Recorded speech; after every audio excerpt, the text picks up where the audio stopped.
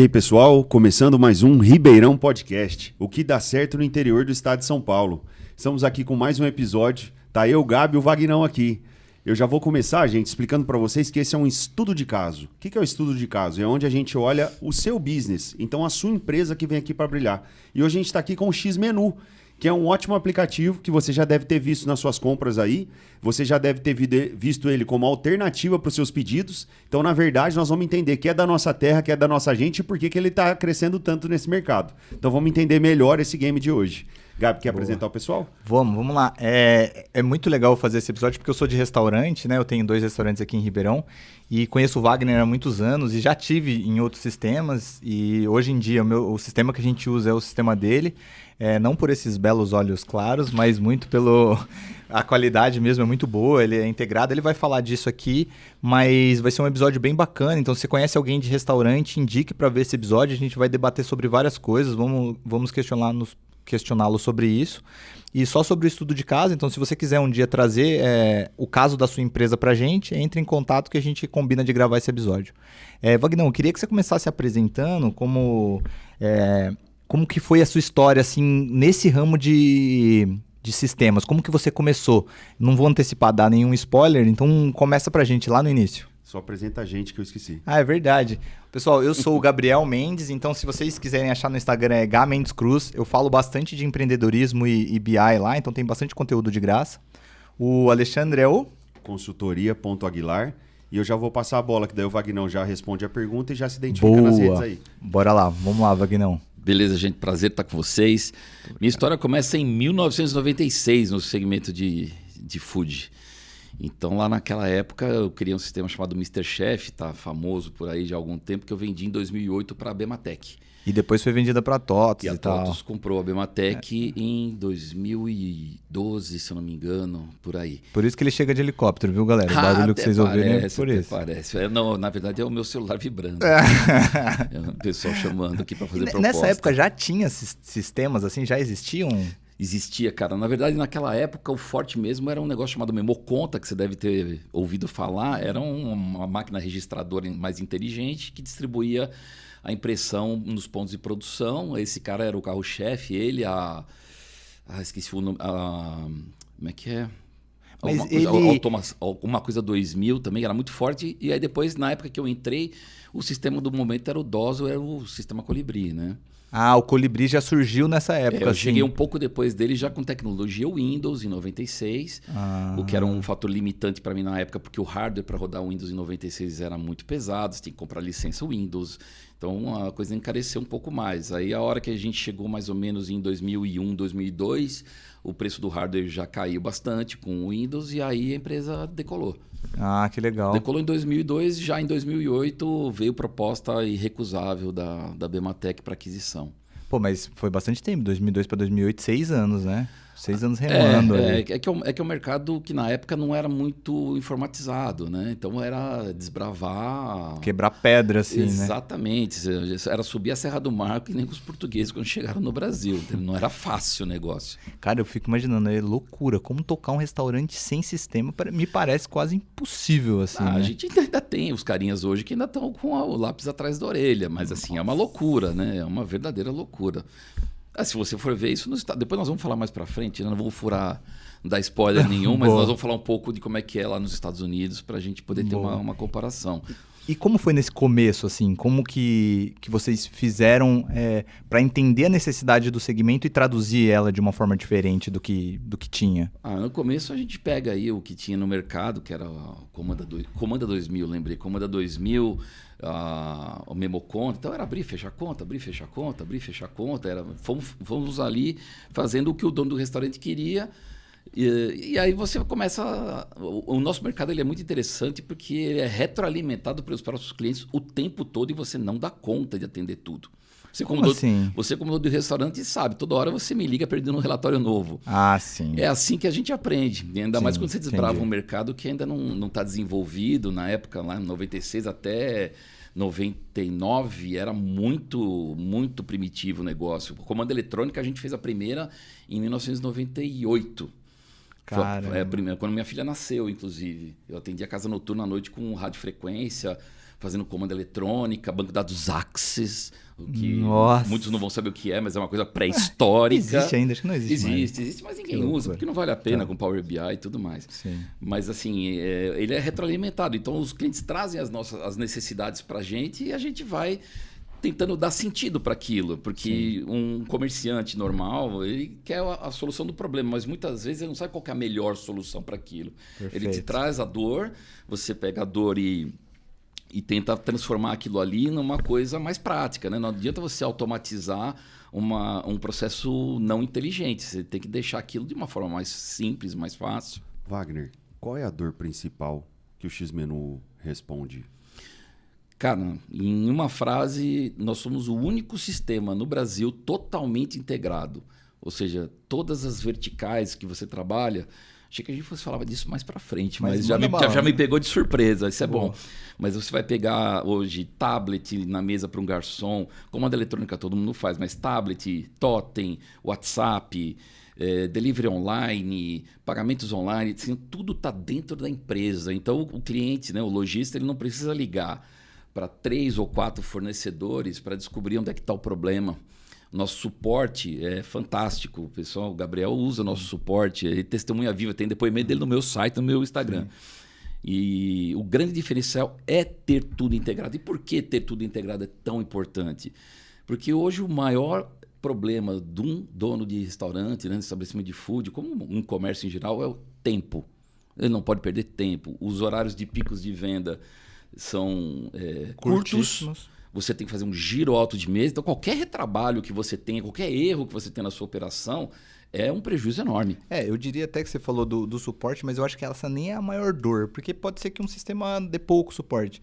O problema é que se você não tem na mesma empresa que faz tudo isso, a integração quase não existe, assim, porque é muito difícil exigir integração de empresas totalmente diferentes, exigir que ela funcione. E se ela não funcionar, de quem que é o problema? Do inicial, do outro? Eu tenho muito esse problema com o iFood. A gente tem a integração com o iFood, que é um aplicativo externo, a gente Perfeito. não tem controle sobre isso. E não tem como funcionar sem. E se o iFood tem algum tipo de problema na integração, eu tenho uma verdadeira enxurrada de suporte e o problema não é meu, o problema é do iFood. Exato.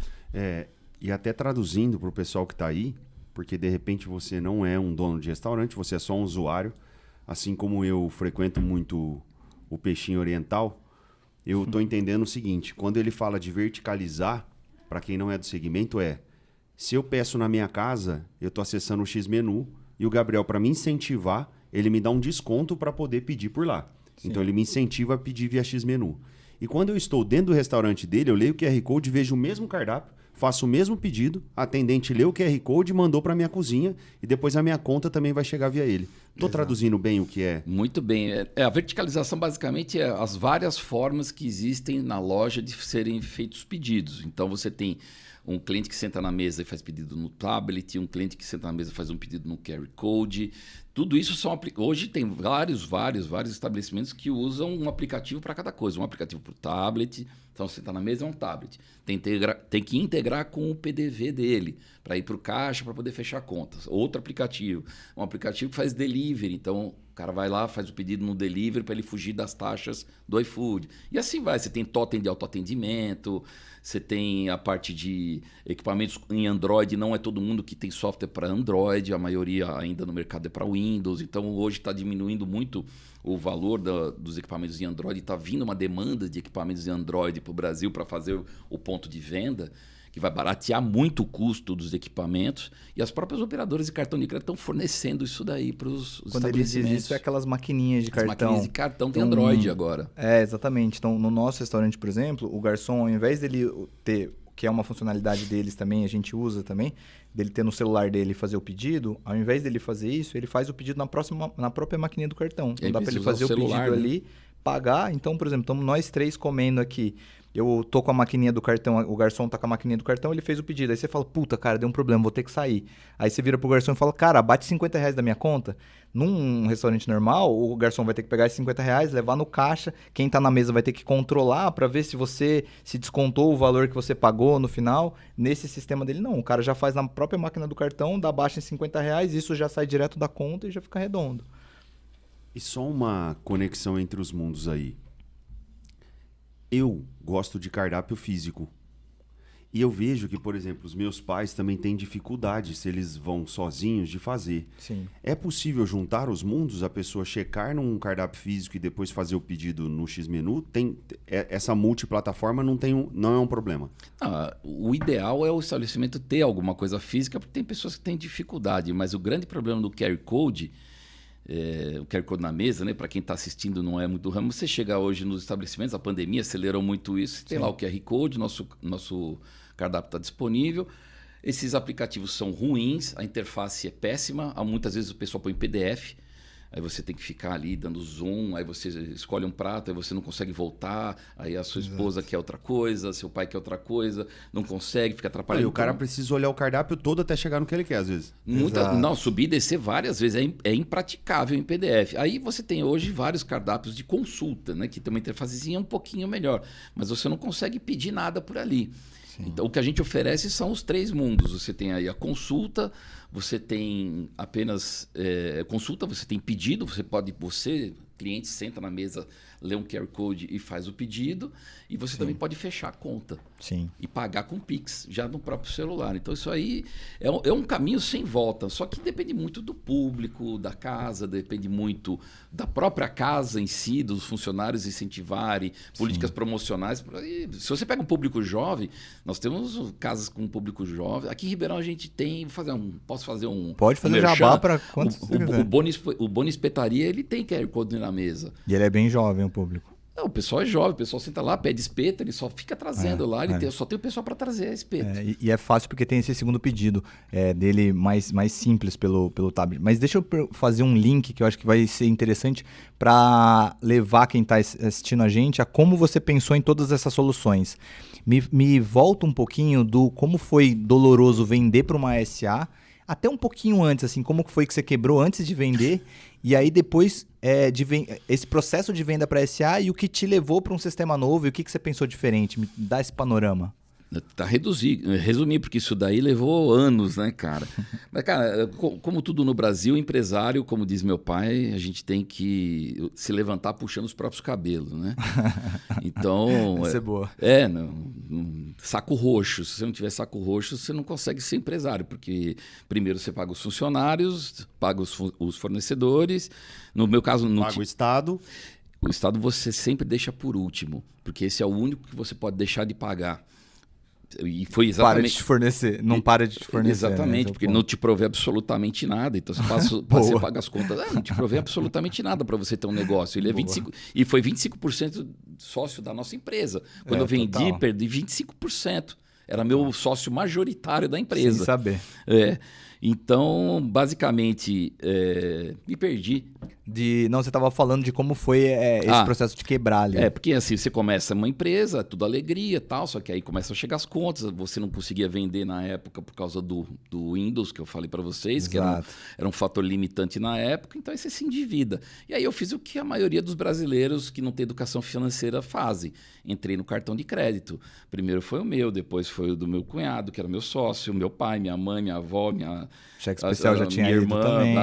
No total eu tinha uns 36 cartões de crédito. Nossa. Não, isso foi depois. Eu estou pulando a parte onde eu vendia 50% da empresa para uma empresa chamada ProSoft, com a promessa da gente alavancar, e não alavancou absolutamente nada. Comprei de volta. Puta, merda. Aí foram os 36 cartões de crédito, eu quebrei em 2001.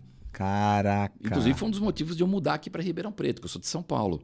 Essa época você não estava aqui. Não, eu morava em São Paulo até 2001, mudei para cá no final de 2001 com uma filha. Eu vim para cá para diminuir meu custo de vida e para poder manter a equipe, porque em São Paulo era muito difícil manter uma equipe. Justo. Custo alto, giro. Era não existia remoto na época, então era todo mundo lá. Então, eu descobri isso na época quando eu vim fazer a Shoptime, que era meu cliente aqui em Ribeirão na época, e eu esqueci um disquete. Aí eu falei, cara, perdi minha viagem. Aí na época eu já tinha fibra não, tinha a Vivo Speed, né? Aí eu liguei para lá, usei um software de controle remoto, consegui capturar o disquete e não perdi minha viagem. Falei, cara, eu posso morar em qualquer lugar. Boa. Aí e minha esposa aqui de Santa Rosa, né? Beijo, Si. E a gente veio para cá, vinha muito para cá, para a região, conhecia aqui, tinha parentes e tal. Eu falei, cara, aqui o custo de vida é menor e tudo mais, montamos uma empresa aqui. Só que aí deu aquele gap, né? Entre você, mesmo reduzindo os custos, estar muito endividado, você não consegue fazer o giro. Total, sim. Quebrei a primeira vez e aí depois você aprende, né? Para de pagar todo mundo. Exato. Primeiro que você não paga o governo. Corta tudo o custo fixo. E aí depois você volta. E aí, só que aí foi no momento em que a hora que eu parei de pagar os bancos, a empresa decolou, consegui liquidar os bancos em 3 anos. Que massa. Com boas renegociações. Dica, pessoal, se precisar cortar o cartão de crédito, espera passar 1 ano que os caras, desconto fica, cada o vez valor vai fica desse tamanhozinho. Desconto, né? Exatamente, porque joga no prejuízo. Exato. E aí eu consegui quitar tudo isso daí, fomos levando a empresa. E aí que eu te falei, a gente deu aquela subida de 2002 para frente, a gente pegou a Subway na época em 2005. Que legal. Quando a Subway estava no comecinho, com 32 lojas, eles tinham um problema grave que eles têm que preencher toda quarta-feira uma planilha que era complicadíssima. Para a matriz. E mandar para a matriz até sexta, no máximo, senão eles eram multados na semana seguinte. Caramba. E eles não conseguiam abrir mais franquias por conta disso. Aí eu estrategicamente montei uma ABF, fui numa ABF, escolhi a Subway, montei um stand do lado da Subway, colado, não me interessava mais ninguém na feira. Montei essa estratégia. Cara, essa que eu não te legal. contei. Essa é nova, essa é nova, lembrei velho. agora. Eu montei essa estratégia, eu tinha feito uma loja deles com um franqueado do Shopping Eldorado e tinha entendido a operação, só não sabia da planilha ainda. Que eles tinham esse complicador. E aí toda vez que eles iam vender uma franquia, o cara olhava a planilha, que ele tinha que fazer curso nos Estados Unidos e tudo mais para se franquear. E a planilha, ele falava, cara, eu preciso preencher isso toda semana. Toda semana. Tô fora. O cara saía fora. E aí, o que eu descobri que tinha essa planilha, fiz um test drive com o cara de 2 semaninhas, já pintou a oportunidade da ABF, comprei o stand, o cara tentando me vender, não, mas tem stand melhor. Eu falei, não, mas a Subway tá aqui. Eu quero esse aqui, parede com parede. Fiquei do lado. Aí, ali o cara veio do Eldorado, batemos um papo, ele me apresentou os DAs, né, que eram os gerentes regionais que abriam as lojas, né, nas regiões do Brasil. Conheci o Fred, que era o presidente na época, o Guto, que foi um dos maiores DA aqui, depois foi trabalhar nos Estados Unidos, ele já saiu lá da Subway. Mas ali, eles falaram, cara, meu maior problema é a planilha, você consegue resolver? Falei, cara, consigo. Caramba, porque você mudava a atratividade até pro novo franqueado. Eles usaram isso na mesma feira? Não, impossível, né, cara? Aí eles falaram, sei como resolver. Não, sei como resolver. Fomos para casa, fiz a lição de casa, eu passei 1 mês, mais ou menos, falando com o Guto quase todo dia, perguntando como é que funciona esse campo, como é que preenche aqui, como é que faz isso, cara, para que é isso, para que é aquilo? Eu que fiz isso na época, não passei para ninguém. Falei, cara, isso aqui é minha bala de prata, né? Boa. Porque a gente tinha muito varejo e quase nada de franquia. Tava começando no Shine Box, mas eu falei, cara, Subway é a minha bala de prata. Boa. Sentei, fiz um negócio durante 1 mês, fomos lá para as lojas dele, rodamos o piloto, cara, aprovado, beleza. Estamos ajustando para fazer, mas toca o pau. Aí eles saíram na época de 30, não tinham 60 lojas em 2006. E aí, em 2008, quando a Bematec comprou, a gente já estava com quase 1.000 lojas. Caramba, Wagner. Então de 2006 a 2008, eles saíram de menos de 100 para quase 1.000. Que massa. E como foi esse processo de compra? Assim, eles que te procuraram? Sim, eles estavam em processo de expansão e aquisição de empresas de software, porque a estratégia da Bematec... Era sempre hardware, né? Antes. Sempre hardware, equipamento, a impressora fiscal. Eles sabiam que a impressora fiscal ia morrer e aí montaram uma estratégia de comprar empresas de software, achando que era a mesma coisa. E não é. Você tem que saber gerenciar software e gerenciar a indústria é outra conversa, total. São outras métricas, é outro estilo. E aí eles tentaram comprar alguns concorrentes, não conseguiram, encostaram na gente, fizemos uma negociação. Foi uma negociação bem dura, no final foi 1 ano de negociação. Caramba. E aí fizemos a venda. Eles usaram o que para metrificar o valor de venda? Múltiplo de faturamento? Múltiplo de EBITDA. Ah, entendi. Calculou o EBITDA anual, fez o múltiplo. E aí começou... Aí foi a discussão. Eles pagavam 5 vezes o EBITDA. Eu ia perguntar isso. Na época era 5 vezes. Hoje você não encontra esse número em lugar nenhum. Hoje 3 Nossa, é muito bom. E o nosso EBITDA era fantástico. O nosso EBITDA na época era quase 80%. Caramba. Vou explicar isso. Quer traduzir ali pra galera? Isso aí. Pode ir? Galera, então vamos lá. É meio técnico, mas eu vou... EBITDA é Earning Before Interest, depreciation, taxes e amortization. É o lucro antes de você pagar os juros das dívidas que você tiver contraído para a empresa. Então, juros, impostos, depreciação, se tiver depreciação, e amortização, se tiver amortização. Enfim, meio que o lucro disponível. É uma proxy de saber o quanto caixa a sua empresa gera. Basicamente, em linhas gerais, é o lucro da empresa sem os impostos. Você beleza. pega o que você fatura, o que você tem pagou de despesa, e os sem juros, os né? impostos nas despesas. Assim, grosso modo, esse o valor. E aí, quando eu perguntei de múltiplos, é que tem algumas formas de você calcular o valor que a empresa vale, né? Uma dessas formas é essa, você pega o EBITDA e tem um múltiplo disso, igual o Wagner falou que empresas de software na época estavam pagando 5, hoje em dia estão pagando 3. Então você vê o seu lucro anual, multiplica por 5 ou por 3, que é o que ele falou que pagam hoje. E existem outras métricas, então fluxo de caixa descontado, que é tentar calcular o valor da empresa inteiro que ela vai ter ao longo de toda a vida e trazer isso para valor presente, essa é a regra de ouro, só que ela é difícil de explicar, então nas negociações ela é difícil de entrar. Normalmente eles calculam por múltiplo, e aí o múltiplo você consegue ver outras negociações que foram feitas, assim. E aí quando ele falou que dá 80% de EBITDA, ele quer dizer que cada R$100 que eles faturaram, eles gastavam só 20 para tocar a operação inteira quase. Então sobrava R$80. Então cada R$1 a mais de faturamento que ele conseguia, isso que é interessante para vocês verem.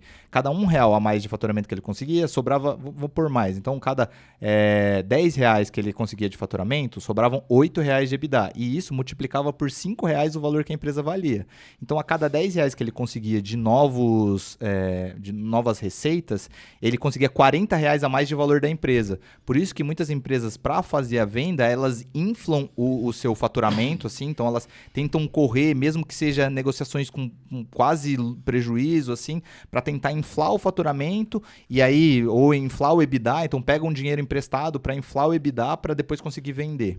Esse assunto é chato pra caramba. Quando eu tive que aprender sobre isso daí, eu acho muito bacana essa explicação que o Gabriel deu e a gente tocar nesse assunto, porque o lojista, você que é lojista, muitas vezes você vai vender teu negócio e você acha que ele vale muito mais do que ele realmente vale. Então, quando o cara faz uma proposta para você de compra do seu estabelecimento, ele faz todas essas contas que muito provavelmente você nunca fez na sua vida. Exato. E quem montou quer precificar o amor, né?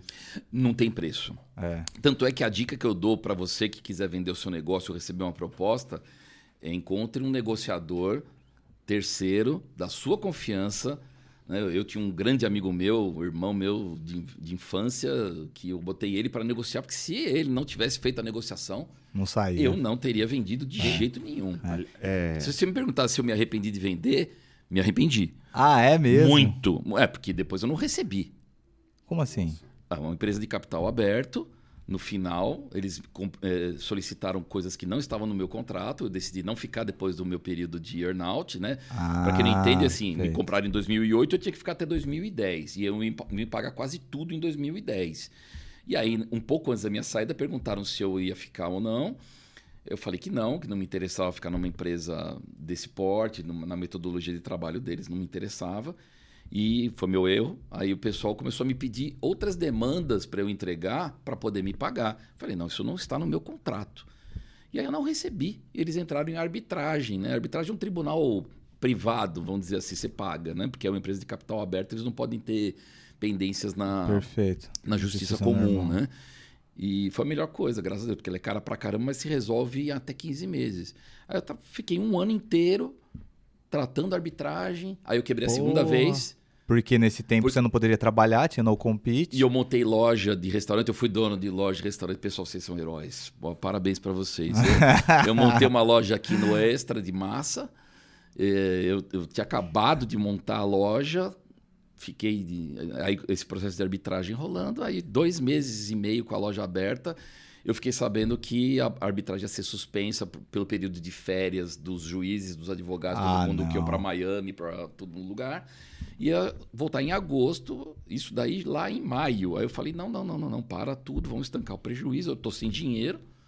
No começo você tava pondo dinheiro para fazer a loja rodar. Exatamente. Eu falei, não, estanquei ali. Falei, vamos estancar o prejuízo aqui. Não foi pequeno, mas pelo menos ele parou ali. Sim, Fechei a loja, baixei, depois demorei anos. O Renato que teve aqui, da Água Doce, ele acabou, lá do Vapiano, ele acabou comprando meus cozedores anos depois. Ah, boa. Porque eu não tinha para quem vender nenhum material. Mas e aí, como é que terminou essa história? Ganhamos de lavada, só que a justiça arbitral está sob sigilo, não posso falar o valor, não, tranquilo. Não, nem o valor, nem o teor da arbitragem. Só posso Perfeito. dizer que eu ganhei, né? Ganhamos, né, os meus sócios, mas assim, não foi um processo muito justo, porque só pagaram os juros, não pagaram a multa e os juros, e uma correçãozinha, e os advogados é que ficaram com a maior parte da arbitragem, porque eles tinham que pagar os nossos advogados pelo contrato. Sim. E não pagaram, e os árbitros não fizeram isso daí. E ainda deram bônus para os nossos advogados. É uma máfia. É uma máfia. É porque também no tribunal ele não quer dar 100% do ganho para um lado, ele sempre vai querer... eu só posso dizer que era uma causa absurda. Era uma causa... Não existia causa, eles inventaram alguma coisa para postergar o pagamento. Postergar também, às vezes por bônus, né? Pode só pontuar também. Duas coisas que você falou muito importantes aí. A primeira é, um pedacinho que você contou da sua história, que você montou a casa de massa, você falou uma coisa muito relevante, que é, eu parei a minha sangria, eu perdi até ali. Isso é tão importante, cara. Muito. E é tão dolorido que o cara fala assim, não, eu já pus, eu vou recuperar. Eu já pus, eu vou recuperar. Cara, vou pôr mais que eu vou membro recuperar. do corpo que está apodrecendo, senão você compromete o resto do corpo. E essa esperança, essa não realizar o prejuízo é muito mais caro. Eu sei disso porque o meu sócio, desculpa, eu vou contar. O meu sócio, no meio desse caminho, ele também montou um restaurante em São Paulo. E ele entrou no negócio, ficou lá e ele não queria desistir, porque já tinha posto muito dinheiro, ainda mais ali, Travessa da Rebouças. Cara, ponto bom, tal. Não pegava, e ele continuou colocando dinheiro lá dentro, porque ele queria realizar. Ele perdeu o triplo do que eu perdi. Entendi. E ele também era sócio comigo aqui. Sim. E outra coisa que você falou muito importante, que é a situação da expectativa e satisfação. Você falou, poxa, quando eu fui valorar, eu chamei uma pessoa de minha confiança para poder mostrar para mim quanto valia de verdade, porque eram cálculos que eu não tinha feito. Sim. Diferente do que eu imaginava que valia, é quanto o mercado diz que vale. Ponto. Se ninguém paga pelo seu negócio, ele não vale nada. Sim. Claro. E o pessoal de M&A é uma coisa que eu já ajudei, participei, mas efetivamente você precisa de especialistas. Sim. E geralmente são duas juntas. Você vai com uma junta de advogados e os caras vão em outra. Sim. E não fica nem na mesma sala, que é pau. Cara, a reunião que eu fiz era uma sala maior do que tudo isso aqui. A turma de casa não tá vendo aqui, mas, cara, era uma mesa quilométrica, uma equipe Aqui do tem lado de só cá. 600 metros, gente. Pra frente não dá pra ver. ali, quase 1 quilômetro. Mas é uma mesa enorme, os caras do lado de lá, o cara do lado de cá e café no meio. E eles falaram que quando a negociação starta em até 50% de diferença, geralmente dá negócio. Olha a desproporção. Como assim? Você que quer legal. 1 milhão, eu quero pagar 1,5. Aí Diz dá negócio. Diz que dá jogo. Diz que geralmente é tipo 3-1, no mínimo 1-2. Caramba. E quando tá em 50%, eles falam assim, nossa, acho que vai dar rola. bom. O meu nem pegou nisso. No que pegou? O meu, assim, o que eles pagavam de EBITDA... eu me surpreendi, porque eu não sabia desses números, mas quando ele calculou quanto que a minha empresa tinha de EBITDA, eles mesmos ficaram surpresos, né? E nunca tinham visto isso, porque a gente trabalhava com uma equipe extremamente enxuta, então meu custo era baixésimo, era custo de pessoal, basicamente, né? Sim. E aí E ele projetou o crescimento. baseado no meu passado recente. Que foi ótimo. Sido uma curva muito... Eles me pegaram no pico... Massa. Rapaz, que gostosinho, hein? O foguete tava startando como a gente gasolina. costumava conversar na época, exatamente. Como a gente vendeu antes da crime de 2009, né? A gente acertou no rabo do mosquito em voo. Foi mesmo. E nós conseguimos acertar no Vender mosquito, no na rabo hora do mosquito, certinha. assim, voando. Vendemos no momento certo para valorizar voo. o preço. Voando, cara. Porque aí a gente conseguiu fazer... Eles estavam com múltiplo, era 5, nunca se Sabe que é o discutiu. pior? Você falar que não foi bom. Porque eu não vendia... Pelo processo. Não só isso, eu vendia a empresa porque eu tinha muito medo da concentração na Subway. A Subway tinha se tornado 30% do faturamento da empresa, já caminhando para 40%. Poderia haver uma ordem eu poderia externa de perder muda. rapidamente, porque é um cliente internacional, era um risco muito grande. E eu queria entrar numa empresa que estava crescendo no mundo. Eles tinham filial na Alemanha, eles tinham filial nos Estados Unidos, eles tinham filial na China, na Colômbia, na Argentina, tinha aqui na América do Sul. Falei, cara, vou levar um Mr. Chef para o mundo. Que legal. Né? Você tinha esperança de... Eu nunca tinha trabalhado numa empresa, eu sempre fui empresário. Perfeito. Eu tenho 11 meses de carteira assinada. Boa. Tem mais que eu. Trabalhei com 15 anos, Não, eu trabalhei ganho. 11 meses e alguns dias tem 11 meses lá de carteira assinada. Então, a minha ideia não era sair do negócio, tanto que eu voltei. Perfeito. Eu queria ficar no negócio, crescer, eu queria ter um foguete atrás de mim para faz impulsionar sentido. o negócio. Até para eles faz sentido trazer alguém assim. Claro, mas só e qual que foi a aí- decepção quando você chegou lá? Ah, cara, uma empresa de capital aberto, ela não está preocupada com o cliente, ela está preocupada com os acionistas. Então, você tem as metas trimestrais, você tem que cumprir de qualquer jeito, de qualquer forma, custe o que custar, sem escrúpulos. Então, os executivos se apropriam do seu trabalho, ocupam seu tempo demais. Então, eu passava a maior parte do meu tempo atendendo pessoas internas, em vez de falar com o cliente, em vez de vender, em vez de ir atrás de problemas. Entendi. Eu ficava atendendo demandas internas. Eu falei, cara, eu não quero isso o resto da minha vida. Isso Passar é uma meu tempo em merda, né? reunião, você não tem produção. Eu sou um cara criativo, eu gosto de resolver problemas, olhar para um negócio. Pô, você não está usando o contas a pagar, por quê? Porque é complicado. Pô, vamos achar um jeito de fazer isso aqui virar simples. Mas eu acho que nem eles gostariam, as empresas grandes, elas não gostariam dessa burocracia corporativa, só que ela acaba surgindo. Então hoje elas tentam Sim. lutar pelo contrário, mas é muito difícil depois que já Muito tá o difícil. castelo montado, né? Muito. Vou seguir aqui na sequência, Vagnão. O que você fez de diferente, dado tudo isso que aconteceu, para montar o sistema de novo? O que você trouxe? Você falou, cara, eu vou montar um sistema agora, vai ser dessa maneira. A web. Você pega aí, eu saí em 2010 da empresa, a web estava começando a ficar mais estável. Traduz para quem tá ouvindo. O que acontece? Todos os sistemas, na época, eram todos rodando dentro do computador da loja. Então, compartilhamento na nuvem, informações na nuvem para você poder acessar de qualquer lugar, praticamente não existia. Eu tinha um híbrido disso na época, quando eu vendi para a Bematec, que era enviar informações para uma central, a central recebia as informações e as informações estavam disponíveis dentro do computador da central. E o pessoal acessava via acesso remoto, mas tinha que tirar o relatóriozinho lá, um negócio bem complexo. Então, na época, o que eu fiz? Eu fui atrás de inovação para dentro da web. Isso foi em 2012, quando eu comecei a estudar, fui estudando, em 2015 acabou meu... Em 2012, só um fato curioso, eu montei o X-Menu só na parte de delivery online, no mesmo ano que o iFood. O iFood foi final de 2011 e eu comecei em 2012. Só que eu errei no meu modelo de negócio e eles acertaram mão. Eles foram primeiro para o usuário final, Melhorou, boa. Eles foram para o usuário final cobrando percentual, e eu tentei vir através dos softwares que eu tinha relacionamento, revendedores e tudo mais.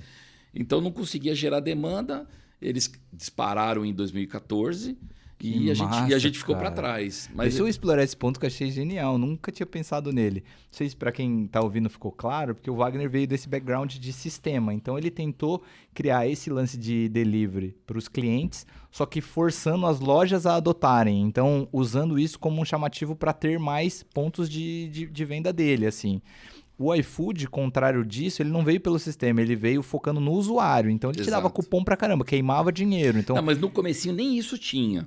O que o iFood fez? Ele já tinha uma estrutura montada em São Paulo, não lembro o nome da empresa, em que eles faziam entrega via fax. Há muito tempo atrás. O pessoal tinha um catálogo ali na região da Paulista, pedia no frevinho, não tinha entrega. Não, tinha um catálogo, o cara ligava para um número de telefone. Eles começaram lá atrás com isso daí.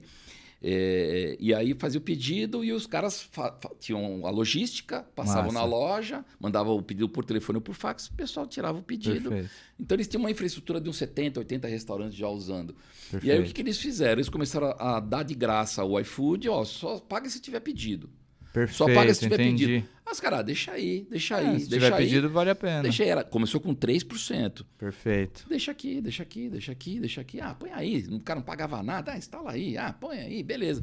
A hora que ele tinha uma massa crítica grande de restaurantes instalados, marketing para o usuário final. Perfeito. O ápice, para mim, foi a Copa do Mundo 2014, em que eles começaram a fazer propaganda pra caramba, que aí assim, ó, nós temos um conjunto de restaurantes grandes em São Paulo, no Rio, nas grandes capitais aí. Perfeito. Tinha bastante restaurante aí, acima de 200, 300 restaurantes, cobrindo aí várias regiões da cidade.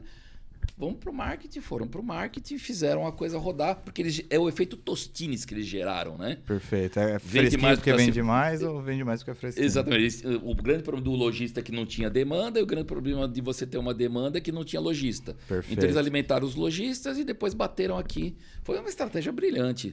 Não, brilhante, é brilhante. genial. Eu acho que eles ferraram o setor, mas enfim... Tornaram foram... vocês, donos de restaurante, no seu caso, e a gente, software house, escravos. Nós É, somos exato, escravos os exato. dois. Só- E ficamos com a menor parte do bolo. Exato. Vocês acham que eles ferraram o setor? Eu acho. Não. Eu acho que todos nós, inclusive os donos de restaurante, me perdoem se você é dono de restaurante, meu cliente, vocês alimentaram o iFood. O iFood não Sim. existiria como nos outros países não existe ninguém tão forte, porque a loja se estrutura, ela faz a sua publicidade, ela faz a sua divulgação, ela fideliza os clientes e não fica dependendo de um terceiro trazer pedido e gastar dinheiro com marketing. Eles alimentaram o setor ficar brigando entre si para diminuir Sim. preço e Não tem incentivaram vida isso. longa E aí pra mim, cara. o setor fez isso. Eu acho que aí agora ficou uma coisa tão grande que é difícil parar, sabe? Uma locomotiva. Mas eu acho que, no geral, respondendo a sua pergunta, eu acho que eles mais prejudicaram do que... No começo eles geraram uma demanda, Sim. alimentaram o mercado de delivery e tal, só que eles ficaram tão monopolizados, assim, tão grandes, que aí eu acho que... O benchmark deles é de quase 90%. Aí eu acho que ferra. Eu acho que é necessário a concorrência, sabe? Sim. Vamos lá. Quem escolhe o preço do produto? Como assim? Quem escolhe o preço que vai estar lá? O restaurante. O restaurante. Certo. Ele está dizendo o que para você? Você quer meu cliente? Aham. Você me dá uma parte. Ele só ganha com sucesso. Eu não acho isso uma Cara, mas máquina não, errada. mas Eu não- acho que ele criou um novo hábito como consumidor, dizendo assim. Eu entendo que ele sacrificou margens, mas eu vejo que o restaurante que é bem posicionado não precisa sacrificar a margem dele. O cara vai lá, vai procurar e vai conseguir ainda ter um público Você que ali. pensa, se Não, você é olhar verdade, as grandes Segunda- marcas estão fazendo os seus próprios aplicativos o tempo todo tentando concorrer Mas, com o iFood. Mas aí ele termina tá que eu vou gerando te a demanda explicar. dele. Vai lá. E na segunda etapa, que eu acho brilhante, é o seguinte. Você abre o aplicativo e você, às vezes, não sabe o que você quer comer. Sim. Então, nesse sentido, é tipo assim, eu tenho R$20, R$30 para almoçar, eu não necessariamente, vou ver o que eu tenho de restaurante saudável, que talvez eu nunca veria, nunca passaria na porta do cara. Sim. Então, eu acho que ele leva esse tráfego também. Sim. Aí agora, o que eu acho que é ruim? Primeiro, que ele, por ter muito dinheiro, ele pega e te obriga a fazer promoção e vai colocar propaganda em cima da sua promoção. Então, o que acontece é que o setor não está preparado para lidar com isso, às vezes. Então, um restaurante que não sabe calcular o CMV dele, vai lá e joga o preço lá para baixo, porque ele sabe que vai vender. Às vezes, ele está vendendo no prejuízo e o iFood ainda gasta dinheiro com propaganda. Mas a culpa é de quem? Cara, do cenário. Pode ser mais do restaurante, só que ele incentiva o restaurante a errar. Eu acho que esse é o ponto. Então, um cara que não sabe precificar, cara, fica com problema. E tem outro ponto que a gente não colocou aí. Ele empresta dinheiro para os restaurantes. Então, ele foi lá, emprestou dinheiro para você, O seu que não próprio sabe o que dinheiro. você está fazendo. O seu Exato. próprio dinheiro, porque ele está com seus recebíveis. É, né? exato. Não vai ter como você não pagar ele. Então, É. ele te emprestou dinheiro que vai receber seu. Então, na verdade, era pra você quebrar, porque, cara, seu restaurante tá dando prejuízo. Você pegou mais dinheiro do iFood, que ele te obriga a estar na plataforma e aí te dá várias coisas. Cara, você tem que obrigar a fazer a promoção. Porque, pô, você é exclusivo meu. Tanto que tem um processo no CAD e o iFood tá perdendo esse processo que a Brasel abriu por conta desse monopólio, sabe? Porque quando tem um monopólio, o beneficiado não é o cliente. Quando tem um monopólio, o beneficiado é o monopolizador. Então, o iFood, ele não necessariamente ele vai diminuir para os clientes, porque imagina só, quando ele tem um monopólio, todo mundo compra por ele, não é interessante para ele que seja o mais barato para o cliente. É interessante que seja um maior valor arrecadado como um todo, assim, independente se vão ser poucos clientes pagando muito ou muitos clientes pagando pouco. Então, nesse sentido, fazendo a ponte pro X-Menu, você concorda que você é um seguidor de mercado e você é uma alternativa? Claro, o lojista, na minha opinião... Fala aí lojista, pro pessoal como O lojista é tem que ter estratégias, né? Se quiser fazer meu merchan, vai no xmenu.com.br, lá tem o nosso blog, tem uma matéria ali, tem 3 matérias que eu montei com dicas de como escapar do iFood. Você não vai conseguir tirar 100%, mas o seu cliente fiel, que compra sempre com você, ele acordou naquele dia querendo comer peixinho do Gabriel, lá do peixinho, cara, eu quero comer peixinho. Ele perde até 30%, dependendo do modelo de negócio que ele está, com o iFood. Então, você, cliente, paga 30% a mais porque ele repassa isso daí. O peixe lá que custa 100 pau, ele era para custar 70. Sim. E aí o lojista tendo o seu... Qual que é a alternativa? Qual que é o maior concorrente do iFood? O WhatsApp. Sim. Então, o preço, o valor que eu vejo hoje do lojista é estar no WhatsApp do seu cliente fiel.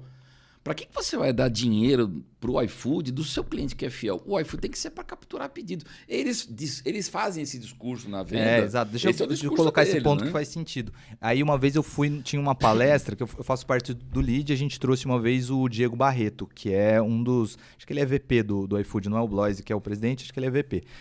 E, puta cara, super gente boa. E aí eu falei isso pra ele. Cara, o que acontece é que você pega muita gente despreparada e aí a pessoa vai colocar lá e ela fica dependente do iFood, ela não consegue sair, ela quebra melhor ainda, quebra maior. Aí ele falou, cara, mas não é essa a nossa intenção. A nossa intenção é que as pessoas usem o iFood como um a mais de faturamento. Então a pessoa ela vai ter, de segunda a sexta ela tem o movimento dela, no sábado e domingo que é corrida ela tem o movimento dela, e segunda e terça tá devagar, então ela bota no iFood. Então ela aumenta um pouquinho, diminui o preço na segunda e na terça. Você riu, né? É um mundo muito colorido, assim, sabe? Total, Top, né? porque não é o que a pessoa faz, porque ela começa a ver pedido, ela tá precisando de dinheiro, ela não sabe fazer a conta dela, ela começa a...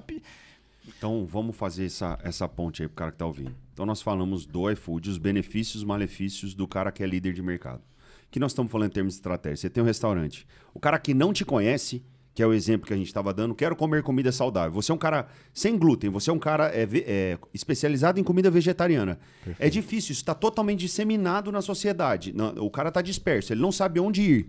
Tem uma necessidade especial, ele foi lá, olhou, te encontrou, comeu gostoso. Uhum. Você captou de algum momento, que é o que você está dizendo. Ele comeu no iFood, então, né? Só que do iFood você não recebe contato nenhum do cliente a não ser o endereço. Isso. Então você não tem nada. Então a gente tem vários mecanismos, inclusive com o X-Menu, aí eu vou falar um pouco do meu peixe. A gente tem ferramentas para capturar o telefone desse cliente. O próprio lojista, sem ferramenta nenhuma, pode mandar um flyerzinho com super desconto, grampeado dentro grampeado na parte da embalagem, com QR Code, mandando pro WhatsApp dele. Ele tem que pegar esse cliente que fez pedido pelo iFood e transformar num cliente da loja. Ele precisa do dado do cliente. Mas vai lá, termina o raciocínio, que é o que você acha que é o saudável. A gente falando em termos de estratégia, porque o nosso podcast é em termos de empreendedorismo, então o cara tem que olhar e falar, cara, como que eu monetizo melhor essa bagaça que eu tô me dedicando aqui todo dia? A gente tá falando, o iFood tem o papel dele? Tem. Ponto. Exato. Eu preciso de 100%? Não, filho. Você tá jogando sua margem pro cara, porque você não tem 30% de margem líquida no restaurante. Tem. De jeito nenhum. Não tem. Então o cara, é a história que o Vagnão falou do sócio majoritário aqui. Exato. Ou seja, eu líquido. tenho que... Líquido. E sem inadimplência, sem insolvência. Aí o que acontece? O Wagner tá falando o seguinte, cara, eu tenho uma ferramenta que te rentabiliza melhor, é o mesmo benefício, só que de repente ele não vai te trazer tantos clientes novos, ele vai simplesmente ser a conexão com o seu cliente fidelizado. Seja um papel, e eu vou falar dessa estratégia que o Gabriel usou outro dia. Ele tem uma gerente, um abraço, Helena, se um dia você vê esse podcast, um beijão pra você. Ela tem uma habilidade dobradora, né? Sim, origamis. Como que chama? Soru? Tissuru. É um dragãozinho lá que ela fazia. E cada pedido ele mandava um. E mandava um telefone, um contato e um cartãozinho. Hoje eu gosto, sou fidelizado, porque comida japonesa eu acho que tem muita diferença entre um restaurante e outro. Embora eu goste de experimentar coisas novas, em restaurante japonês eu não sou muito fã de variar muito. Aí eu usei o X-Menu, compro lá com ele e eu consigo receber uma quantidade maior com valor menor. Então não faz sentido nenhum eu procurar um cara que eu já conheço. Então, ou seja, essa estratégia de clientes fidelizados faz todo sentido. Fora o programa de fidelização. A gente tem um programa de fidelização no X-Menu que você pode usar cashback, número de pedidos você converte em taxa grátis, em produto. Tem um portfólio de opções que o cara pode usar para fazer com que o cliente volte a pedir pelo WhatsApp, mesmo que ele esteja com o iFood aberto. Eu sou um cara desses. Eu peço, não vou falar que é a marca, mas tem um grande aplicativo, um grande food service que eu como, eu abro o aplicativo dele, abro o aplicativo do iFood, olho os valores e falo, cara, tá R$15 de diferença, tá R$25 de diferença. Você tá pagando? Cara, eu não vou pagar, eu vou lá, troco, nisso eu preciso pagar com Pix, porque não tem cartão de crédito, no outro, no iFood seria mais fácil, eu pago Pix. para economizar R$25 eu não vou fazer, Relevante, eu abro né? os dois. Então, ali nitidamente você vê. Só que o cara foi para aplicativo.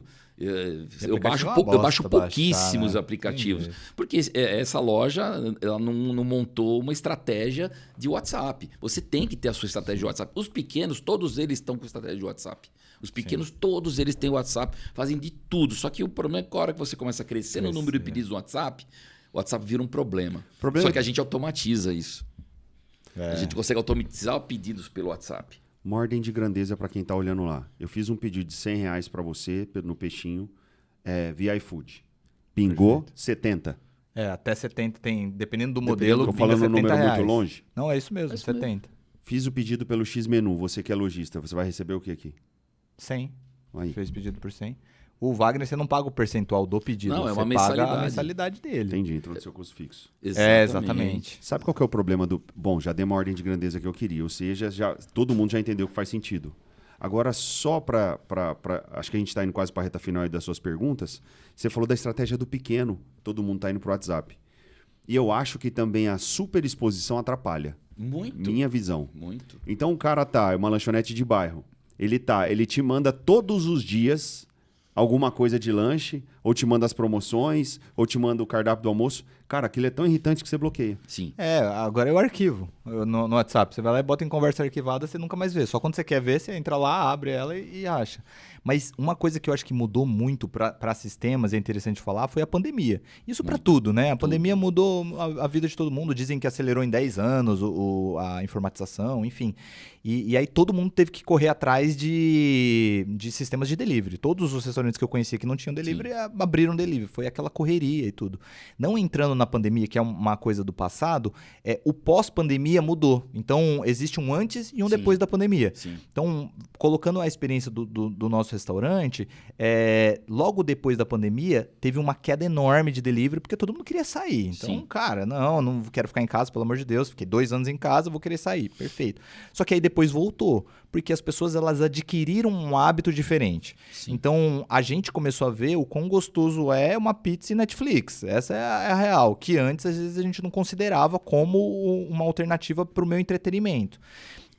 Então, os restaurantes, hoje em dia, eles precisam mesclar bem esse jogo. Então, o que eu acho que fica mais claro ainda o que você falou antes de tempo. Porque agora não é igual a pandemia que eu me dedicava só a delivery, então eu só precisava ficar controlando os motoqueiros e os meus pedidos online. E também não é igual pré-pandemia, que o delivery era só um detalhe, eu nem precisava olhar para ele. Eu preciso olhar para ele, equilibrar o prato dele, que agora é mais pesado, com o prato do salão, que também é mais pesado.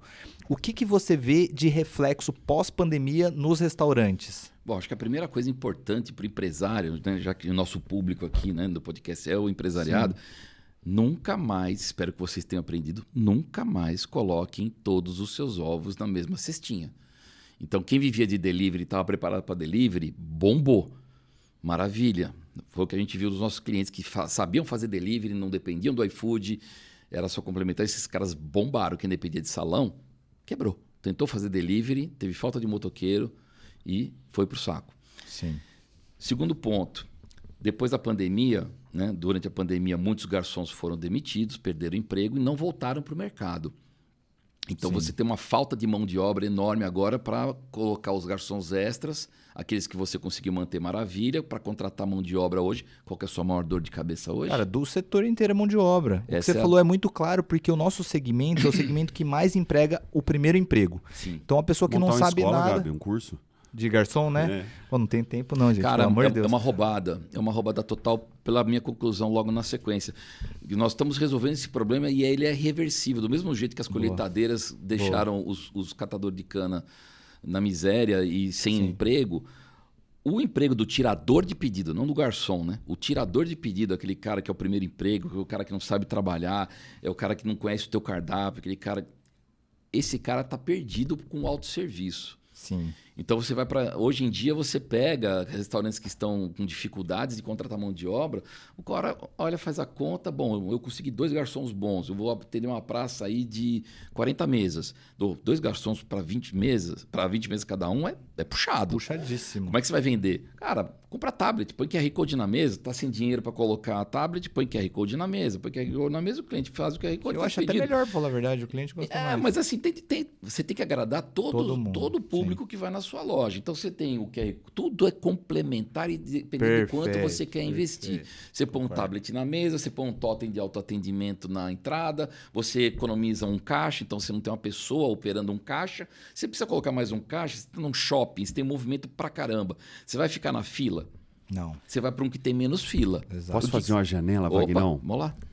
Eu atendo um cliente em São Caetano e próximo tem uma loja do McDonald's. Eu gosto do McDonald's, mas é uma coisa que eu como esporadicamente. Que eu gosto, mas sei que eu não devo. Justo. Aí, eu não sei se é perto de algum colégio, tal, que é uma praça que eu não conheço muito, mas eu acredito que sim, que eu vi muito estudante ali. Olha só o que você está falando. Tinham 6 totens. Desses 6 totens, cara, tinha um caixa só. Na verdade, tinham 2, mas só um estava ativo. Você acredita que tinha fila no totem? Acredito, E o caixa teve que ir lá cara. chamar e falou assim, ó, tô liberado. Não, vou esperar King, aqui. Eu fui Falei, lá. cara, como assim? Nós estamos falando de Ribeirão Preto, no novo shopping. Eu fui no Burger King, também não devia comer, né? Mas você estava no Leroy, não tinha almoçado. Eu parei ali, tinha 2 totens com 2 pessoas em cada um na fila, 3 caixas parados lá. E ninguém ia lá. Exato. Ninguém ia lá. Ou seja, o hábito das pessoas já está mudando. É o self-checkout que você falou. Então, assim, Total, a mudança de mão de obra no restaurante, né, na gastronomia em si, vai para onde? Experiência do usuário e produção. Total. O cara vai sair de servir uma mesa, o cara vai para trás para poder produzir rápido, porque a janela de atendimento geralmente é curta, é almoço, é jantar, então são 2 aí a 3 horas, dependendo do dia, da semana. O tempo das pessoas mudou pós-pandemia também, tem menos tempo. Total. Então, o autoatendimento não é um investimento. Aliás, não é um custo, é um investimento que se paga sozinho. Porque você pega um funcionário, um caixa, não vou perguntar quanto você paga para o seu caixa. Não, mas eu falo quanto o mercado paga. Quanto paga um caixa? O mercado paga uns 1.800 com impostos. Por um caixa. Cara, vai para uns 2,5. 2,5. Fora que você tem que pagar alguma coisa de comissão ali para motivar também. Você vai gastar 5% uns... de quebra de caixa. Falta, 5% de quebra de caixa, 13º, exato. férias e todos Você os vai gastar outros. uns 4 pau para ter um caixa. Resumindo, você coloca um totem de autoatendimento a partir com o aluguel do equipamento. Vamos alugar um totem daquele da McDonald's gigantão, que a maioria não precisa. Tem soluções exato. pela Melhores metade e do mais preço. Exatamente. Uma solução de um totem, mais a solução de software com suporte e tudo, você vai gastar aí em torno de, por totem, R$ 1.200. Cara, assim, você pode comprar um totem mais barato, exato. que aí você elimina, porque a parte do totem eu estou te dando aí um custo de R$ 900. Sim, Sabe pra que no totem. precisou do operador? Pra trocar a bobina. Mas aí você começa.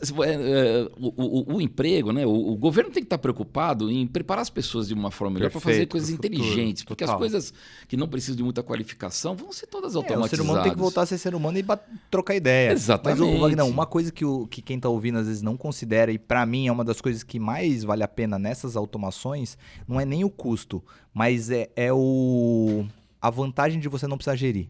Então, o fato de eu ter 5 garçons ou ter 2 garçons, cara, muda totalmente. É menos gente para faltar. Eu posso remunerar melhor esses 2 que sobraram. Então, eu vou ter pessoas mais motivadas. Claro. Ele vai estar preocupado em dar um atendimento ao seu cliente de uma forma diferenciada. Total. Tirar pedido, qualquer um tira. Total. Agora, esses caras vão conhecer seu cardápio com mais profundidade do que você digitou, do que você colocou no tablet, no QR Code. Ele vai poder sugerir para o cara conversar com... Assim, aquelas pessoas que gostam de conversar, vão falar com esse garçom. Sim. A pessoa que já sabe o que quer comer, pede no autoatendimento. Sim.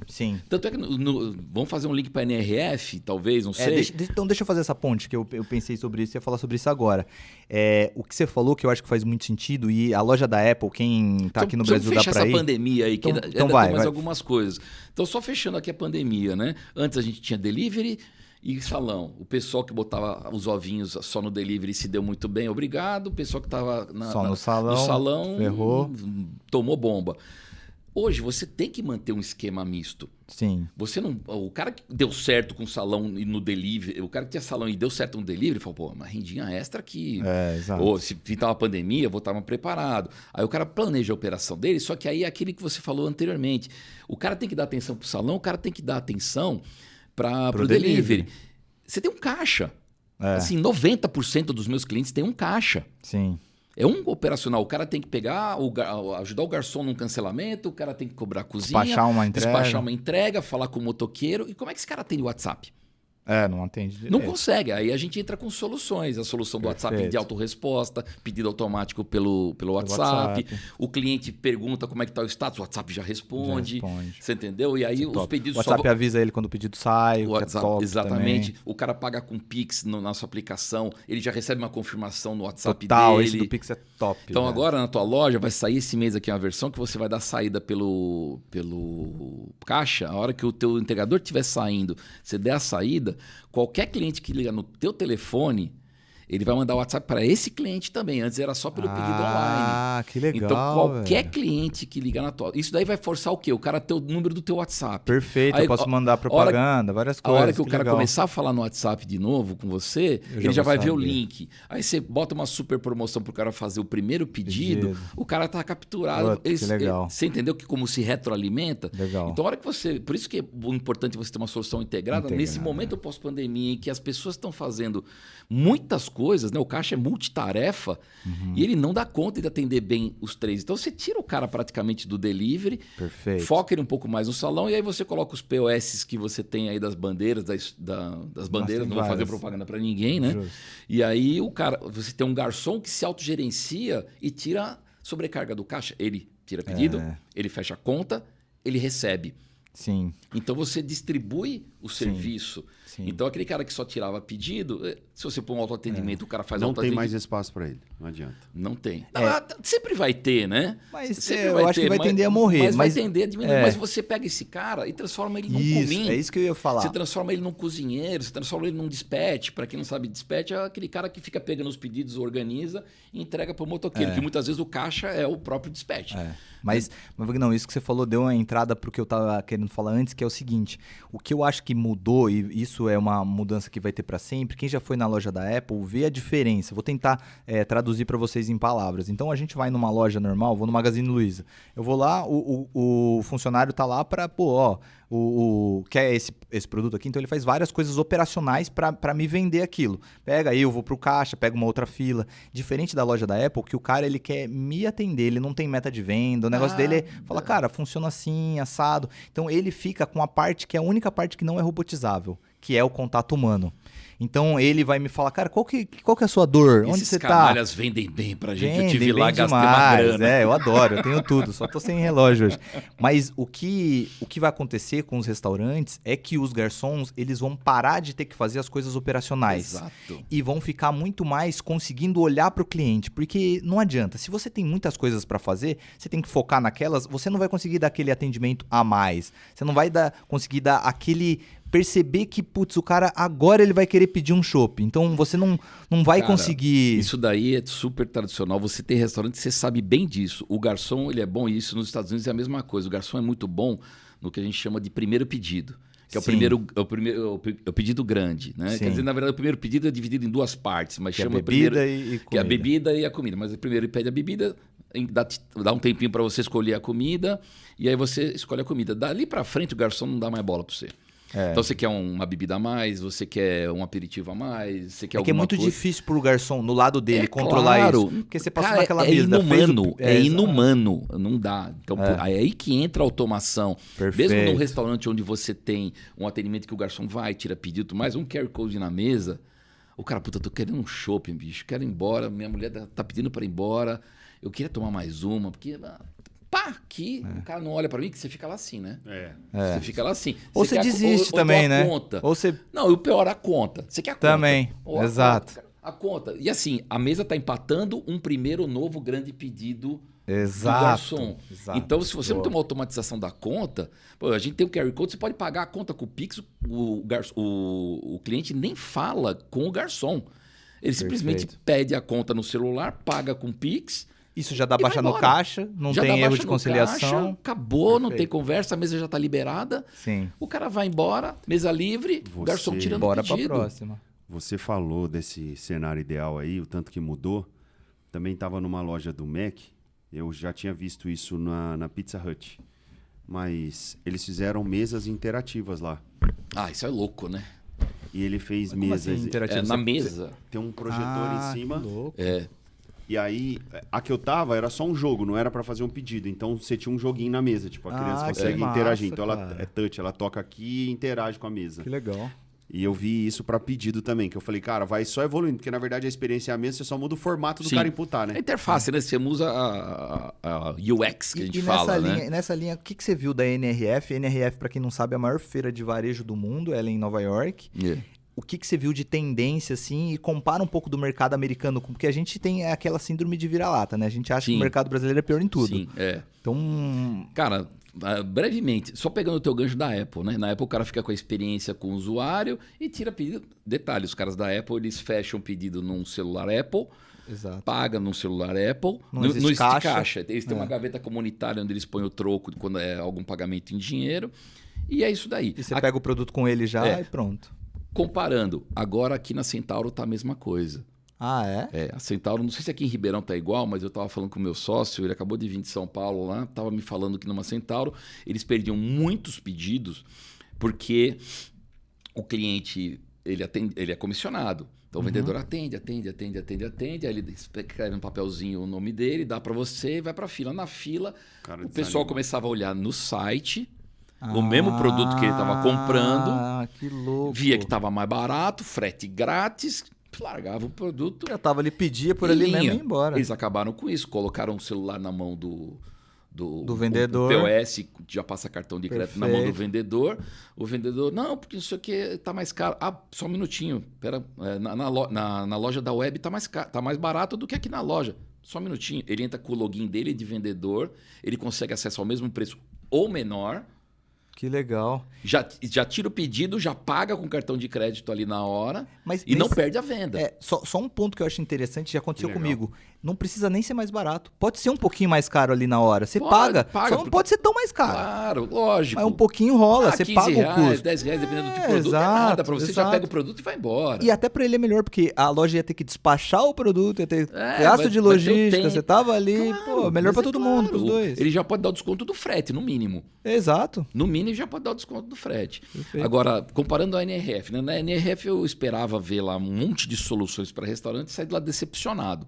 Porque a feira ela é focada só em tecnologia para varejista, principalmente comércio em geral, loja, Retail, roupa, né, que eles chamam. E muito e-commerce. Muito. O que eu mais vi lá foi solução para e-commerce, mas a solução de logística. Muito Perfeito. focada, robôs para... Cara, eu vi um negócio fantástico. Depois no meu blog lá vocês podem ver, tem um videozinho no Instagram também. Você tem a parte de identificação do... chega o pedido, você faz lá um pedido numa plataforma qualquer. Então, pedir lá uma tintura de cabelo. Pá, chega o pedido de tintura de cabelo, cai lá no celular do separador, o separador olha, pedido 27, tintura de cabelo, ruivo, alguma coisa. Beleza, ele aperta o botão, ele aponta o celular para a prateleira, aquelas embalagens estão tudo igual, né, Exato. cara? Pô, Imagina. ruivo, não sei o que, ruivo, não sei o que. O cara aponta, pum, pum, aí ele pisca, ó, é esse aqui. O cara pega, Ah, o cara que pega louco. ali o produto, põe na bandeja, aí pega outro produto, põe na... Oh, perdão. Não estou acostumado, italiano é complicado, né? bicho? E aí o cara vai separando tudo ali do setor dele, aí ele joga tudo dentro de uma bandejinha que está em cima de um robô, que é massa. uma carretinha desse tamanhozinho, assim, bonitinho. Lógico, tem os maiores para produtos grandes, né? Mas no setor do cara é pequeno, o cara vai jogando, pum, ele escaneia o código de barra, e aí, inclusive ele fala, ó, tá faltando produto. Ah, que louco. Você não colocou o produto aqui. Ou então fala, você produz o produto entendi. errado. Ou Tem para esse produto a sensores. mais. Cara, é uma loucura. Que legal. Aí, no que deu certo, o robô sai correndo. Que legal. Os caras não batem. Tem um vídeo que tá no meu Instagram lá, você vai ver assim, ó. Os carrinhos param, parece Que massa. desenho animado. É muito, muito louco. Então, assim, essas tecnologias, Esse não é o fulfillment da Amazon, não? cara, não sei. Não sei. Porque ali é uma verdadeira loucura. Você anda, são 2 andares de feira, lá em cima só os gigantes e embaixo startups. E o legal estava embaixo. Entendi. Lá em cima só tinha corporativo, só tinha cara de gravata, uísque, conversinha e tal. Aliás, uísque não, porque lá os caras não fazem feira aqui no Brasil. Os caras não põem bebida alcoólica, é cafezinho, docinho, acabou. Nem vou mais, então. A feira aqui no Brasil a gente toma cachaça, uísque, cerveja, autocon tá chegando aí no final de março, você vai lá para tomar umas. Mas ali eles... e eu vi isso na parte de baixo de startups. Então eu acho que não tem nada com a Amazon. Mas a Amazon Go, que tinha uma Amazon Go, tecnologia da Amazon Go lá numa loja, logo na entrada da NRF, é sensacional, né? Mas aquilo ali é impraticável. A gente até aqui no Brasil, né? O Mufato lá em Curitiba. Não, tem a Oni. A gente entrevistou os caras aqui. Eles automatizam qualquer coisa. Você tem um refrigerador. Tem um episódio nosso, quem quiser ouvir. Você automatiza o refrigerador. Você pega o produto, ele sabe que você pegou. Ele não é tão automático igual a Amazon. Às vezes você tem que informar que você pegou aquilo. Só que é um centésimo do preço. Outra coisa que eu vi fantástica lá foi um carrinho de supermercado. Na verdade é um carrinho, é um guidão. Eu vi esse. O guidão tem um Android aqui. Aliás, o Android é o que está vindo agora para o nosso mercado de automação. Vai vir para o nosso mercado de automação, que está barateando o custo, está tendo fornecedores para isso. Perfeito. E o grande problema da tecnologia que a gente vê lá fora é ter fornecedores nacionais de hardware para você poder comprar em real. Porque se comprar em dólar, não dá processo de importação. Você tem que ter quem distribui. Porque hoje em dia é tudo descartável. Exato. Raríssimas vezes você dá manutenção no equipamento Android. Só o iPhone que é caríssimo, você até arrisca. Mas se você joga fora e põe outro. Então ali eu vi um negócio que é o seguinte: você põe um guidão em qualquer carrinho, você pega um carrinho de supermercado qualquer um, encaixa em qualquer um. Você põe, pum, ele vem com o dispositivo e nas laterais tem os sensores. Então, como é que funciona? Olha que louco que é isso. Você vai jogando os produtos dentro do carrinho, ele vai registrando ali no tablet. Só de jogar. Só de jogar. Põe, tirou, ele tira, pôs, ele tira. Ele tem um sensor aqui na frente, né? Que legal. E o detalhe, ele fica com câmeras aqui do lado, ele vai varrendo as gôndolas. E verificando o que precisa de repor de estoque. E já comunica. Louco, que legal, velho. Que legal. Você está eliminando o cara de varrer as gôndolas. Perfeito. Daqui a pouco chamando o chat GPT comprar lá pra gente, ele traz. Já vê o resto. É muito louco. Que legal. Ô, Wagner, mas pra gente finalizar... Pra parte de restauranteria. Exato. Legal. Cara, restaurante nos Estados Unidos é pré-histórico. Sério? Pré-histórico. Sim, tem 2 pontos que diferenciam muito, né? O americano ele é muito acostumado com pick-up, com take, traduzindo, né? O balcãozão. O cara vai lá, pede, paga, põe num saquinho ou numa bandeja e vai comer. Estilo McDonald's, estilo todo mundo. Lá, 70% do consumo ali, vamos falar em Nova York, é to go. Take and go. To go. Take and go, to go, o termo que você quiser. Esses caras, eles estão muito informatizados com PDVs, com TEF, né? Traduzindo para a turma de casa, o que é o TEF? É aquele pagamento online que fica interligado com o computador e você não é uma maquininha de POS que você tem que digitar o valor. Então, já aparece isso o valor já direto. anda mais rápido a fila. Todo mundo conhece isso no supermercado. No supermercado, eles têm TEF, que é o quê? O cara, o total deu tanto, ele aperta um botão, você põe o cartão ali, paga e vai embora. O cara não tem que errar para digitar, não demora e tudo mais. 100% usa isso daí, quase tudo com Android. Uma coisa absurda que eu vi. E os equipamentos lá são baratos, bonitos, legais. Você vai para um restaurante de atendimento à la carte na mesa, o sistema é pré-histórico, igual o que eu vi em 2015. Caraca! Os caras têm Micros, os caras têm Aloha, que são os principais sistemas americanos, né? E você tem lá no canto... Você tem um terminal conjunto para os garçons, todos os garçons vão usar o mesmo terminal. Todo mundo no papelzinho. Todo mundo na canetinha, anotando aqui bonitinho. Aí o cara vai lá, lança no touchscreen, bonitinho, faz o pedido. O mesmo problema que a gente tem aqui, eles têm lá, que é o quê? O primeiro pedido... Ok, chega tudo certinho. Você quer mais um chopp, você quer uma cerveja, você quer o garçom ganha bem, né? Então ele tem uma qualidade... ele atende relativamente bem, mas assim, os extras, né? O complementar, né? O que aumenta o ticket médio, ele não tá nem aí mais. O negócio dele é que você desocupe a mesa logo e não te atende mal para ir embora. Para ir embora mesmo. Horrível, né? Porque você poderia vender 1, 2 chopps a mais, uma rodada a mais, você aumenta o ticket médio num espaço de tempo muito curto, né? Total. E o mais curioso, né, é o fechamento de conta. Esse brasileiro que vai para lá olha e fala, cara, não é possível que eles fazem isso. Estamos nós 3 aqui, garçom, a conta? Ah, beleza. Aí ele traz o total da conta, Aí você vê lá, $350. Legal. Ó, meu cartão, seu cartão, o cara pega... E o tip? Não, calma. Vai chegar calma, o tip. vai chegar na bosta. gorjeta, né? Aí ele traz a conta, aí você pega os 3 cartões, ele pega os seus cartões e vai embora. Vai lá pro cantinho, no terminalzinho dele. Sem pedir senha no débito, que eu usei débito. Sim. Eles têm um esquema diferenciado nos Estados Unidos. Aqui no Brasil isso nem é autorizado. Fazer transação de débito sem senha. Não pode. Então ele leva para lá, aí ele passa o cartão, fecha uma conta, divide por 3 uma, pá, cartão tal, cartão tal, repete a operação para os 3, aí ele traz. É até gozado que eles fazem com canetinha, né? Eu pego o teu cartão, põe na tua conta, prende com uma canetinha, dá para você, aí a gente acerta de quem é quem ali a conta para pagar, aí você marca a sua gorjeta. Aí eles já vem geralmente vem 3 sugestões de gorjeta. Aí você põe a tua gorjeta ali, pá. Só que aí se bate no celular, você já recebeu um alerta do valor sem a gorjeta, pré-aprovado. Então aquilo já passou na operadora. Já chegou aqui, ó, debitou aqui, então você vai pagar mais caro 150, 100.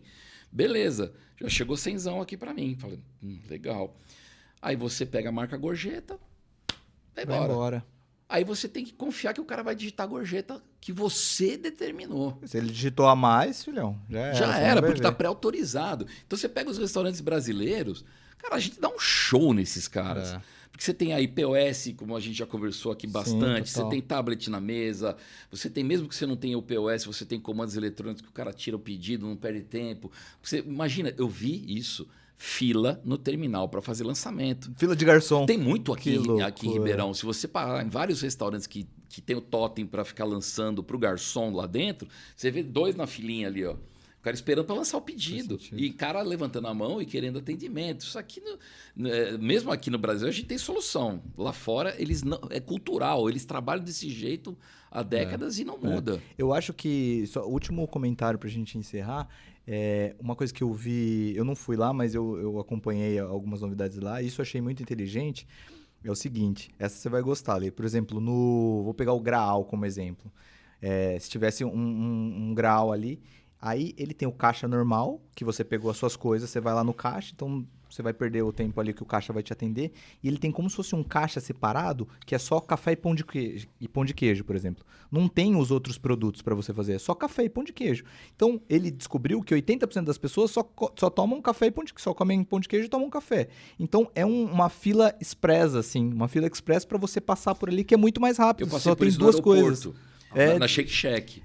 Nos Estados Unidos, em várias lanchonetes. O Shake Shack é assim, né? O Shake Conta aí Shack foi assim, ali no aeroporto você tinha 2 ou 3 totens de atendimento e tinha um cara só no caixa. E lá atrás tinha uma galera fazendo sanduba.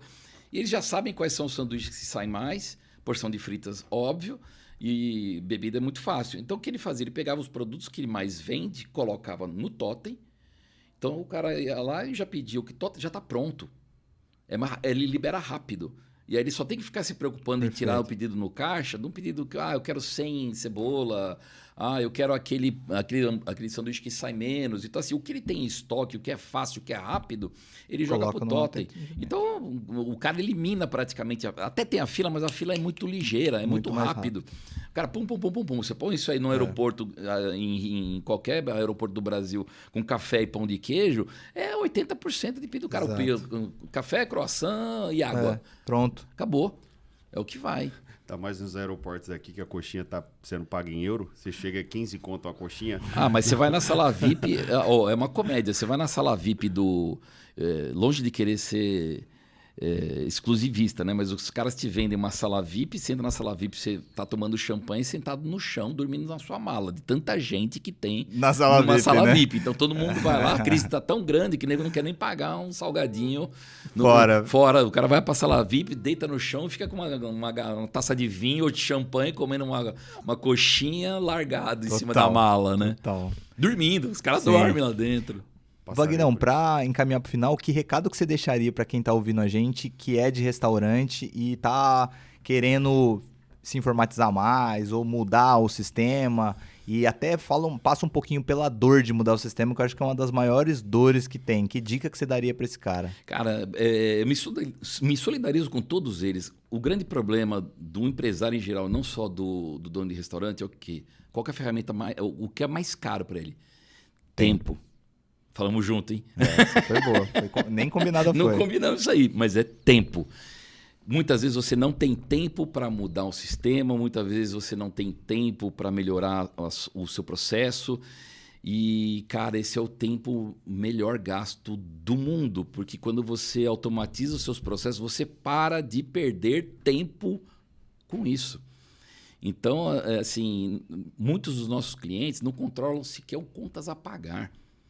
Nem que seja um passado para poder fazer um balancete, né, de quanto que eu vendi, quanto que eu gastei, uma coisinha assim básica, né? Então, assim, o controle ele é importantíssimo. Fazer a migração, né, de um sistema qualquer para o nosso ou do nosso para qualquer é sempre traumático, Só que, cara, a gente migra um cliente de um dia para o outro. A gente faz todo um trabalho de cardápio, entende a solução do cara e faz aquilo de uma forma menos traumática possível, faz um acompanhamento, fica em cima do cliente, vê se ele está fazendo bobagem na hora de cadastrar. A gente cadastra todo o cardápio para o cara. A loja não starta sem ter uma revisão. Então, assim, essa é uma dor muito grande, né? Mas o grande problema é o primeiro passo, né? Então você fala, pô, tô aqui pagando uma mensalidadezinha de 90, vou passar para uma mensalidade de 490, por quê? Esse software aqui resolve tudo que eu quero. Tá, mas ele ganha tempo para você? Você consegue acompanhar no seu celular as vendas em tempo real? Você, dono de estabelecimento que fica no caixa, você não consegue sair mais, você não tem mais vida. Um sistema como o nosso, você acompanha no celular, você consegue ver o consumo das mesas, o consumo do delivery. Diferença de caixa. Pô, você começou a receber os alertas de cancelamento, o cara cancela um produto, pipoca no seu celular. Exato. Você não precisa estar mais na loja. Sim. Então, hoje, o investimento que o empresário faz é no tempo dele. Sim. Eu vejo um monte de gente, e eu sou um deles, hein? Comprar cursos na internet, né? E nem faz. Total. Eu vi isso, 50% dos cursos comprados na Hotmart não são feitos. Não são feitos. O cara assiste a Que primeira, loucura. segunda aula, depois ele não volta mais. Não, esse daí é zero. O cara compra 50%, nem abre. Cara, isso é louco. Eu comprei vários cursos de marketing, assisti alguns, outros não consegui mais. Mas, assim, a hora que você investe num sistema, você começa a colher esses frutos. E é difícil o cara parar para olhar isso daí. Isso começa a liberar ele de um monte de coisa. Aí você consegue pegar o teu caixa que está estressado, distribuir as tarefas, o cara consegue fazer outras coisas, o atendimento é melhor, tudo é melhor. Só que você precisa parar e precisa querer. Perfeito. Né? Eu acho que esse é o recado. Você precisa querer, você precisa sair da inércia. Boa. Porque É duro, mas melhora. É duro porque o que acontece? O pensamento do comerciante, nunca é só do dono do restaurante. O comerciante brasileiro, enquanto está entrando grana... total. E ele está conseguindo pagar as contas e está tirando a graninha dele, tudo bem. A hora que aperta, como aconteceu na pandemia, o cara não sabe o custo, o cara não sabe quanto cobrar, ele tem que tirar de algum lugar, aí ele começa a vir atrás de Por números. isso que eu acho que pior não é nem quem tá perdendo dinheiro, é quem tá ganhando pouco. Porque esse cara, ele nunca vai querer mudar. Exato. E isso é pior. Essa amarra eu acho que é pior. Porque o cara que tá perdendo, ele vai ter que uma hora se mexer e aí eu acho que ele chega num lugar melhor do que o cara que tá ganhando pouco, que vai continuar para sempre. A gente tem quando chega num cliente e fala assim... pergunta alguma informação de algum número que ele deveria ter na ponta da mão. Quantos você recebe em cartão de crédito especificamente? Eu acho... Cara, eu acho não. Acabou. Você tem que abrir, tem que olhar e falar assim, é tanto. Perfeito. Você tem que ter informação. O acho não serve para um empresário. Perfeito. Com a informação, eu sempre digo o seguinte, qualquer número é melhor que nenhum. Total, velho. Total que você Qualquer falou isso. Acho que faz número é todo melhor sentido. do que nenhum. O feito é melhor do que o perfeito. É isso. Você não consegue botar a tua loja inteira para controlar estoque. Eu acho que nem deve controlar estoque total de um restaurante, que é uma Não, loucura. pelo amor de Deus. Mas uma parte é bem fácil de você controlar. Bebida, que tem mais mesmo roubo. por requisição de mercadoria, você tira do estoque, difícil, centraliza, essa parte é mas mais assim, difícil. você consegue ter algum tipo de controle. Você Sim. consegue fazer isso agora? Controla as contas a pagar. Controla Vai pro o que custo. passou no caixa direito. O primeiro passo é controlar o custo. Se você não controlar o custo do seu produto CMV que você falou, você está perdido. Porque como é feita a precificação no ramo de restaurantes? Quanto que meu concorrente está cobrando? É tanto, vou fazer R$2 mais barato. Não faz sentido. Vagnão, Ale, dá um recado final pra galera. eu acho que a gente deu um overview aí do que se deve fazer, das ferramentas que estão disponíveis no mercado, o que o software do X-Menu pode fazer, as vertentes integradas. Então eu acredito que você está bem ancorado com as informações para você ter tempo que precisa, que é ganhar dinheiro. Exatamente. Tá? Então, queria agradecer muito a visita do Wagner aqui. Por favor, deixe suas redes sociais para o pessoal poder te encontrar. Cara, é @xmenu.app e @Wagner Bertoni. Né? Xmenu. Xmenu. Vamos, para quem tá ouvindo, é XMENU, xmenu.app. Isso. Correto? Exatamente isso. E as daí. suas redes para acharem seus lindos olhos verdes? Ah, não são olhos verdes, não. É a luz que deixa castanhinho. Mas é Wagner Bertoni com V e I no final. Boa. E você, Ale? É o @consultoria.aguilar, @escola de empresário e a gente aqui no @Ribeirão Podcast. Boa, a gente nunca fala, não é verdade? @Ribeirão Podcast. Quem quiser me achar, o meu é @GamendesCruz no Instagram. Tamo lá para passar conteúdo de graça. Pessoal, agradeço demais o tempo de vocês e até a próxima e tchau! Valeu!